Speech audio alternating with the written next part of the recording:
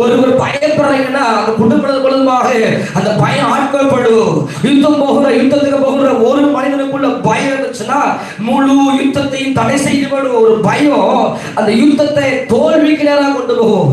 இன்னைக்கு குடும்பத்துக்குள்ள இருக்கிற நீங்க சகோதரனை சகோதரியே, உனக்குள்ள ஏதோ ஒரு பயம் இருக்குது, ஏதோ ஒரு பயத்துக்குள்ள ஒளிந்து இருக்கிற. நீ வெளியே பார்க்கும் போது நல்ல ஆனஸ்டா இருக்கிற, ஆனா உனக்குள்ள ஒரு பயம் இருக்குது. ஆனா விசுவாசமா பேசுகிற, உன் இதயத்துக்குள்ள எங்கேயோ ஒரு பயம் இருக்குது. நீ பயத்தோட தான் உட்கார்ந்து இருக்கிற. என் மகளுடைய எதிர்காலம் என்ன ஆகும், என் மகளுடைய எதிர்காலம் என்ன ஆகும், என் தாயோட எதிர்காலம் என்ன ஆகும், என் சூழ்நிலை என்ன ஆகும், என் பேத்தியோட எதிர்காலம் என்ன ஆகும். இந்த மாதிரி பல பயங்களில் நீ நின்று கொண்டிருக்கிறீங்க. பலவிதமான திகில் இருக்குது. பயங்களுக்கு திகில் இருக்குதுங்க. பிசாசுடைய அடிப்படையானது பயம். பிசாசு ஒரு மனிதனை கலகம் பண்றதுக்கு எதன் மூலியமா பயன்படுத்துவானா? பயம். இந்த பயத்தை கொண்டு வந்து உன் எதிர்காலம் என்னாகும் தெரியுமா?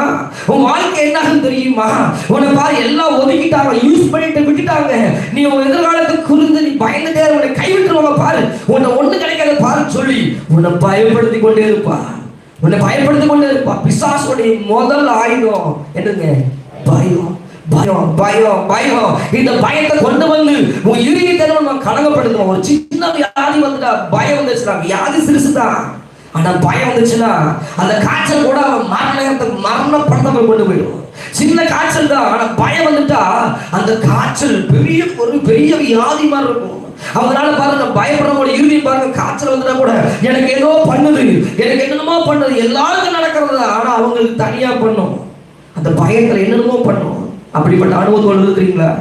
ஒரு சில நேரம் பிசாசு உங்களை கலகம் பண்ணுவா, திகில் படுத்துவா, அவங்க சிந்தனை கொண்டு வந்து கலகம் பண்ணுவா. பாரு, நீ வண்டி வேகமா போறான், உன் பையன் வேகமா போறான், அவனுக்கு என்னமா ஆக போகுது பாரு. உன் வீட்டுக்காரர் ஒரு வாரம் நடக்கிறாரு, உன்னை விட்டு போயிடுவாரு பாரு. பாரு, உன் சூழ்நிலை படுக்க பாரு, வாழை உன் பிள்ளை உன் வெக்கத்தை கொண்டு வந்துடுவார் பாரு, உன் பிள்ளை உன்னை கேவலப்படுத்துவான்னு சொல்லி திகில் கொண்டு வருவா.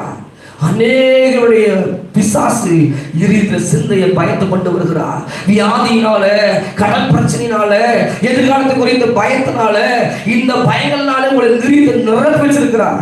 எழுப்புதல் ஏன் தாமதம் தெரியுமா? இந்த பயத்தினாலதான். இந்த எழுப்புதல் ஏன் தாமதம் தெரியுமா? அந்த நாட்கள்ல அசுசா தெருவுல ஒரு எழுப்புதல் வந்தது காரணம் என்ன தெரியுமா? அடிமையான ஒரு மனுஷனுக்குள்ள ஒரு தைரியமுள்ள ஆவி வந்துச்சு. தைரியமுள்ள ஆவி கருப்பணத்த ஜனங்களை அவ்வளவு சீக்கிரம் ஏற்றுக்கொள்ளவே மாட்டாங்க. ஆனா அதை தாண்டி ஏற்றுக்கொள்ள வைக்க முடியுது பரிசுத்த ஆவியானவர்.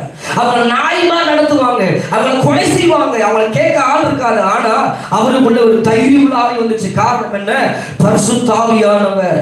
அந்த பரிசுத்த ஆவியானவர் வந்துட்டாருன்னா இந்த பயமில்லாத ஆவி வந்துடும், தைரியமுள்ள ஆவி வந்துடும். அந்த நாட்களில் சீசர்கள் ஓடி ஒளிஞ்சாங்க.